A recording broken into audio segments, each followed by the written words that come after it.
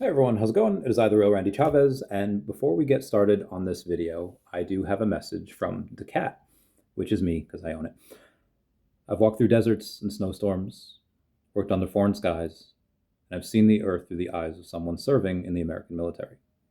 And despite the vicissitudes of the past, some fairly recently, I still think this is the greatest country in the world. I really do. I believe that every man, woman, and child have the right to stand up, dream, and do what it is that they want to do. America is still the land of opportunity, and my dream is with daCAT. I've seen what tyranny looks like. I've seen silence where there should be speech, fear where there should be freedom and joy.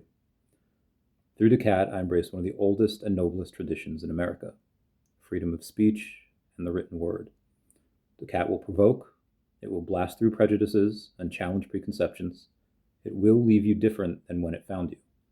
We won't let the haters, a YouTube personality, or even politicians tell us what to read and what to laugh at. On this day, we at daCAT enjoy the freedoms given to us by every veteran that served before us. Now that that's out of the way, go buy my book. It's not available yet, but it will be on the VeVe app. Link down below, and that is you get the link down below. You get 10 free gems. You get $10 free for signing up. You can probably find a common or uncommon of the daCAT for like a couple dollars. And again, it's going to be out in a couple months. I'll let you. I'll make another video before it comes out. It's going to be amazing. I guess we'll go over that first. So there's a bunch of getting paid to write comic books is not something that I had on my 2025 bingo card or my bingo card ever. Um, Turns out I'm a pretty decent writer, and we had Crappy Bird, we had Chaos on the Chains, and we had Sharby come in and be like the first to get in on the ground floor. They're in the first several books. And then once people kind of knew what I was up to, they're like, oh hey, can we be in it? So then the Solana people came in, and it was Space Penguins, it was Solana Wolfpack, and then it was Ladies on Soul. And I went crazy on the Ladies token. I have like 5% of that entire supply. Story for another time. And then once that happened, so the first people like were base, Chaos on the Chains, Crappy Word Sharby on base, then the Solana people, and now I had Nike the Pig on Cardano. I have DigiJoints, I have Heinecoin, and then I have Monk. So I'm writing a lot, and it's a lot of fun, and you learn a lot about yourself about when you write. You really learn what you don't know, because if there's something like a Nike the Pig, it had to be 5,555 of them, but there's this crazy lore where this one character is like a cosmic character, and it's like, okay, how do I make this where I nerf him a little bit? I make like the super pig. It's wild. So I cannot wait for people to read that. It's insane. Anyway, that's been really fun, and I've gotten two offers for the IP already, like pre-revenue, which is insane. And that's something where I had a friend of mine call me the other day, and I know if you're watching this and you called and I didn't answer, I'm so sorry. I am working 24/7. Um, I'm on Spaces, I'm on lives, I have multiple shows per week. Again, I go live every night, not including the other shows that I do. And again, I once I finish writing this DigiJoints comic, which should be in the next couple of days, I will start writing the Heinecoin comic, and then right after that, it will be the Monk comic, and I have multiple people waiting in the wings to come in after that. So that doesn't stop. Again, if y'all are trying to call, I swear I am so sorry, but I am working sun up to sundown, and I don't need to. This is what like kills me. There's a scene in BoJack Horseman where Princess Carolyn looks at a painting, and she sees a little cottage, and she sees like a rocking chair by a little stream, and she's like, oh, the simple life. Oh, I want that so bad. And then like she's hallucinating. She's like, if you really wanted it, you'd have it. And I when I retired in 21, yeah, I had that for a bit. I had the money, had the girl, had everything, and I was like a Belgian Malinois without a mission, without anything to do. I needed to do something. So anyway, I know it's a life update. I feel like it's a therapy session. I am speaking of therapy. I don't have physical therapy yet. I have a not a broken back. I got an MRI done. It is a bulging disc and a pinched nerve, and I hate my life. They were supposed to give me a call, let me know how the MRI went, whether I know if I need surgery or not, and they did not. So now I have to wait another week as the VA is so slow. I really hope to get that done soon because I do have this charity event that is August 23rd to the 30th. It's so wild that this person that won the charity event, the prize was me. Well, the prize is like a week down in Florida, but the secondary prize was getting to spend as much or as little time with the real Randy Chavez. I thought that was really, and there's other people involved as well. But I thought that was really cool. That was really fun, and I really hope to get a bunch of these comics done before then, so that I don't have to work the whole time. But anything for charity, First Responders Children's Foundation, link down below if you want to donate. And so I guess that's the other thing. A lot of people, if we're talking about VeVe, and we don't have to talk about VeVe, well, I will for a little bit, just because that's what I'm doing here. Some of the executives and the people are just like, hey, how do you connect with Gen Z, with Gen Alpha? And I don't know about you. 22. Sorry, it's a Taylor Swift song. Love that song. For me, at least the last 10 years, like since my childhood, I've always loved horror. I've always loved gore and violence. Maybe it's the American in me. I'm Peruvian, but you know what I mean. Those were really that like shaped my. I still love horror. I still go and see like horror movies today. They're a lot of fun. But a lot of kids I've noticed like 10, 12 years ago, they were into like, and I guess I was younger too. I was like in my early 20s at that point, 12 years ago. Like Slenderman, like that, like everyone was playing that game. And there was like this alien game where you're on this ship and you're trying to avoid the alien, and it was really cool. Horror gaming got really fun. It got really big, and it started with Slenderman. There were two girls. I remember being at the DFAC, McGuire Air Force Base, looking up at the news, and these two girls unalived another girl to like sacrifice her to Slenderman. I was like, oh my god! I think one of them got out recently. Hydra Kids, Hydra White, like my god.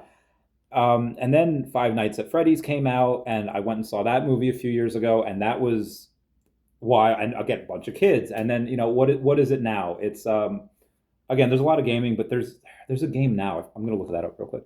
Oh, it's on Roblox. It's like this horror Pac-Man game. Like you go, but you get the little white things, but then like, the Inky, Blinky, Pinky, and Sue, whoever, like they come at you, and it is a horror. They're trying to like eat you.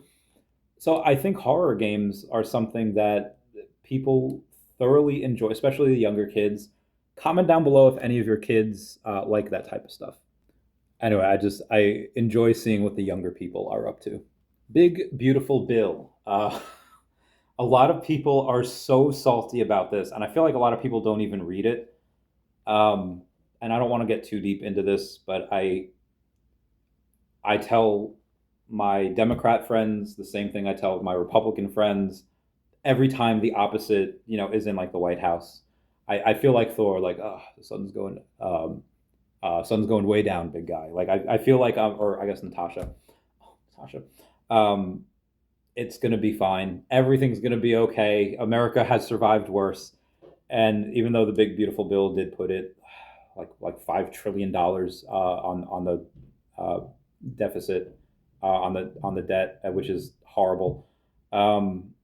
It does some good things, like give people like me some tax breaks. Corporate tax rate stays the same at 21%, and I don't want that just for me or business. I want that for everyone. Everybody should be paying less taxes. That would be great. That would be ideal. But it's not really as bad as most people think. I know some people are like, oh well, they're taking away money from people on food stamps, people who need it. Like, I 100% understand that there are single moms on food stamps that need it, because without it, they can't feed their kids properly. But I also know that in 2019, the budget for food stamps was $60 billion. And then through the pandemic, and you could argue whether that was needed or not, the shutdown, I don't think it was. Anyway, it had inflated to like 120 billion. And then by now, like, we're no longer in a pandemic, but it's still that hyperinflated thing. So I think it should have gone back to the 60 billion mark, the budget that it was before the pandemic.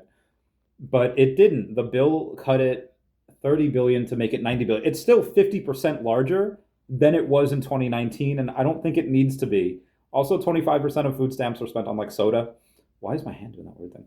Anyway, like I said, everything's probably going to be fine. Will the middle class probably feel the most of it because of the fact that you have trillions of dollars that are added to the debt? Probably, and I do feel bad. Trump says that the growth is going to outpace the debt. I don't see how that happens at all, but again, we'll see. Been getting into Popeyes lately. I had Popeyes 4 times this last week, and it is great, and I just thought you should know that. AI continues to be insane, and it's very good and efficient, and people are losing their minds over it, sometimes in decent ways where I see it helps, other times in not good ways where people are getting super obsessed over it. And I'm not, and sometimes they're healthy obsessions, sure. And other times it's just, it like love bombs you. It like reaffirms your beliefs, and it's just, it's insane. Like you have, like, there's some, and it's like mostly girls. It's some girls I know that like stop going to therapy because they think that the AI, and again, if it helps them, by all means, keep going, keep doing your thing, girl. And maybe it does, but I also think that confirmation bias, I don't know, it gets really tricky, it gets really crazy. Moving on, something that I had talked about years ago, and I don't know if I've brought it up recently. I don't really watch my own videos. I'll just say it: by 2030, 90% of my net worth will go into charity, where it'll basically have I don't know why my hand is doing that. I will use it to buy land in Madagascar, which hopefully the endangered species hopefully they're off the endangered species list, but hopefully they're still alive, and it at least stays this way, if not getting better. They will be sanctuaries. I will try to work with I'd love to work with the Irwins on that, but they are obviously in Australia, and again, they're doing their thing, and I'll just donate, do whatever. If my back doesn't get better, I don't know how I'm going to do it. But assuming that it does, assuming I'm not crippled forever, I'll probably live there. Gonna have to. It'd be me and a couple of my old military buddies that will be doing perimeter checks, and they're a little more excited than I think is healthy to be able to put holes in poachers. So, more power to them. I swear, there's some people that have like PTSD, and then there's some that have like nostalgia, and it's like, the indomitable human spirit is something else. Anyway, that is half a decade from now, and the only thing that really would stop me is if the daCAT thing goes crazy, and I think there's a greater than 0% chance that it does. Would I put it at like a 50% chance? No. If we ran 100 simulations, I'd put it at like a 5 to 8% chance that it can go crazy, and in which case I would be at all these Comic-Con. I mean, I'm mostly at these anyway, half as a guest, half as a fan, making anime, making movies, and that, again, it would be awesome. Yeah, right? It would be great to see. But if not, then yeah. Again, that would still happen anyway. I wouldn't just not do it. It would just be not me doing it.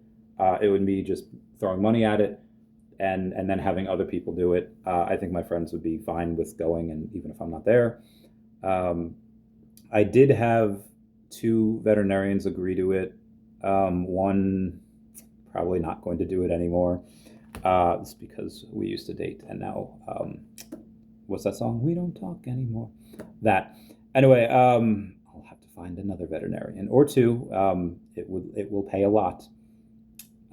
You will be living in the jungle though, so it probably wouldn't be worth it. If anyone wants, let me know down below. Oh, so I don't know if I talked about ladies on. Yeah, I think I did. I own 5% of this particular token right now, and they're a 501(c). They have a bunch of stuff that's ready to go, and they have their sanctuary that is more on the American side for dogs and cats. I think mostly just dogs for now. And that's great. And I'm basically just trying to buy a position large enough so I could be like, hey, can I have like a board seat? I won't even take any money. I just want to get experience and make sure I kind of know what I'm doing before I start my own charity. But if you do want to support them, I'll put the link down below for the contract address. It's on Solana, so you just swap Solana for it. The 5% that I have is not going to, I'm never going to sell that. Or if I do, if it goes like crazy and it's like, okay, be advised, there is a 10% tax on it. Half of that goes to people that hold it, half of it goes to the charity.